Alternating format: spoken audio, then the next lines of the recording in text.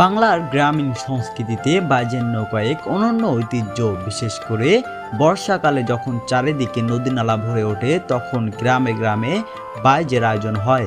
সেসব নৌকায় গ্রাম বাংলার মানুষের আনন্দ, উৎসব আর মিলনের প্রতীক। এর মধ্যেই সবচেয়ে আলোচিত নাম হলো করমালী এক্সপ্রেস নৌকা।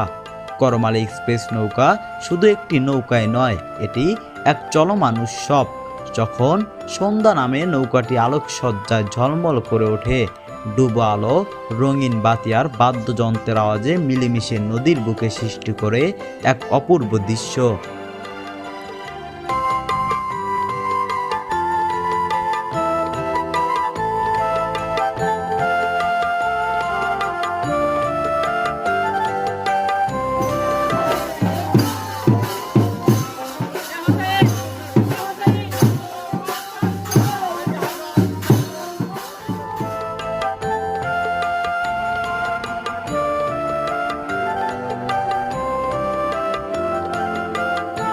বাজে অংশ নেওয়া গায়িকারা নৌকার মাঝ বরাবর বসে গান পরিবেশন করেন।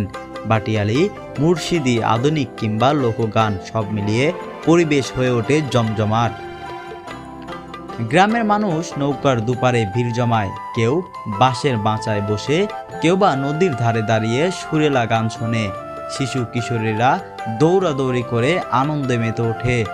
গ্রামের বয়স্ক মানুষেরাও ভুলে যায় ক্লান্তি, সুরের টানে হারিয়ে যায় অতীত স্মৃতির ভেলায়।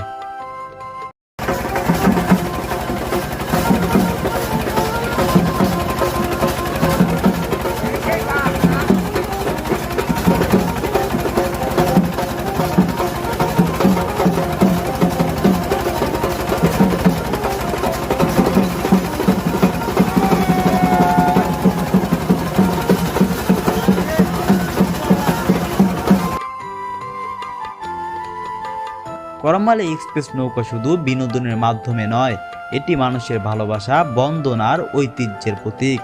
বাইজের মাধ্যমে গ্রামবাসী একসাথে হয়, হাসি আনন্দে ভরে ওঠে চারপাশ। প্রকৃতির মনোরম দৃশ্যের সঙ্গে যখন গানের সুর মিলে যায় তখন মনে হয় গ্রামীণ জীবনের আসল সৌন্দর্য এটাই।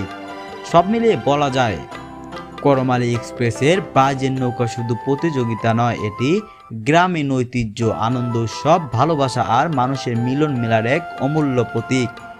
এটি আমাদের লোক সংস্কৃতিকে জীবিত রাখে এবং প্রমাণ করে যে বাংলার মানুষ প্রকৃতির সঙ্গে মিলেমিশে হাসি আনন্দে বেঁচে থাকতে জানে।